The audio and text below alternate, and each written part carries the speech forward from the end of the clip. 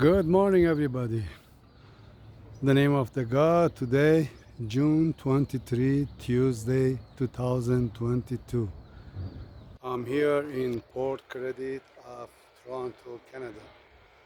Our job today, we make a special heater cord. The name is Vebasto for this 40-foot sailing yacht. So our job to protect all the line for the winter time to don't get frozen.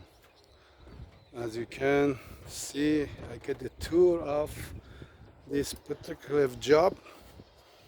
As you can see, it's very small place, and I remove many things to start the job. So that's the best of this is a jet heater. So we make a special wiring and ducting to heat the engine room, also the bedroom the other side, and also keep going to the house. Is a big job. It takes a couple days to finish it. So, and this is the sample of the ducting.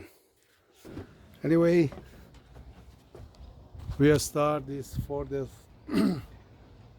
23 of the June, and you will see after finish the job. I'm gonna get the video and show you guys what my job in Toronto.